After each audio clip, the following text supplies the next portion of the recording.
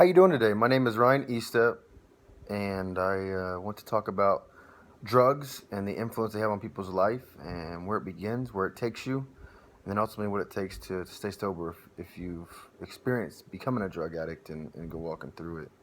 So I believe that all of us that go through drug addiction and come to realize that that's exactly what we are as a drug addict, come from a world of brokenness, and that comes in many different forms. There's not one specific uh, broken person. That's just who we are as humans. We're broken people looking for a solution.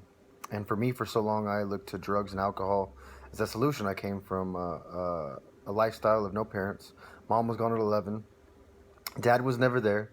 Got into bad living environments after that. Moved out of that situation when I was about 17, straight into a unhealthy relationship with a woman that was 5 years older than me, basically looking to her like a mom. And that was me coping at that time, and had found alcohol and drugs at an early age, around 14 or 13, and continued to use that as my way of being happy, partying, and thinking that's what life was. And at that age, I believe that is for a lot of people, but um, little did I know that to come would be my whole life being disastrous because of it. So as I was about 19 into about 20, 21, was doing cocaine, trying to get rid of some just to make ends meet, and still was able to maintain a steady job at that time. And as that relationship went downhill because of certain things that had happened, I continued to experiment with alcohol and partying, and eventually, one day I um, picked up a substance called methamphetamines. I was at a softball tournament. Buddies of mine were doing it, and I decided to try it, and it gave me a buzz that was unforgettable. And from that point moving forward, I tried to maintain it during work hours. Wake up in the morning, do it, hit it a couple times at lunch, and then be able to still function and fall asleep at nighttime. But I just knew it gave me the energy I wanted and needed, and as a craving I couldn't get rid of. As I moved forward, I had a great job at Spirit, working there, and that's an aero system company. And I ended up losing that job one day because I just didn't show back up for work. They sent me a termination letter.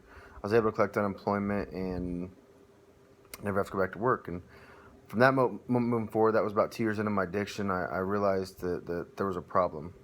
I realized there was a major problem. I looked back and my family was gone. My daughter and her mother were no longer a part of my life. I put myself in so many bad situations. And at this point, I was a full-blown addict, staying up for days, um, isolating myself away from people, and then going to the streets trying to do more damage. So I ended up moving away from here, and I moved to another city where I got in just as much bad situations as I had before when I was back home in Wichita.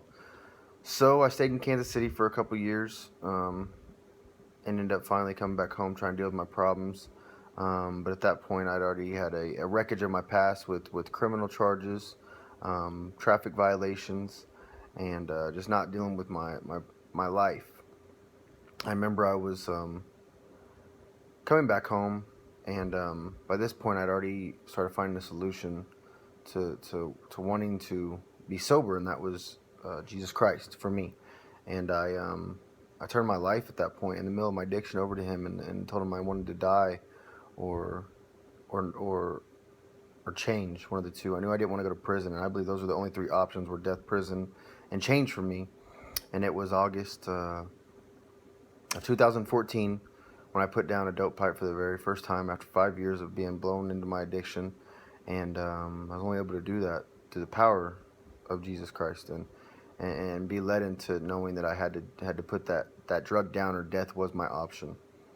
So I continued to walk forward, and started thinking I wasn't much of an addict anymore. So I drank some alcohol, which eventually 2 or 3 months later ended up leading into cocaine again. And then from cocaine, it went into methamphetamines again over a whole full weekend. So at that point, I realized that I couldn't do anything. I couldn't drink. I couldn't do any kind of drug whatsoever. And I eventually ended up started getting involved in what is NA and CA, and more churches. And today, I'm able to stay sober. I've been sober for over 2 years almost now. Coming up on 2 years will be the first time I quit. but I've been sober for now over a little year because I did, like I said, relapse in between there. But today, I need people to understand it's not something that an addict can control. Um, you see someone in it, don't enable them, don't empower them, but understand they're really going through something that's devastating, and they don't want to be in that. But all they're looking for is love. All they're looking for is somebody to reach out to them and help them.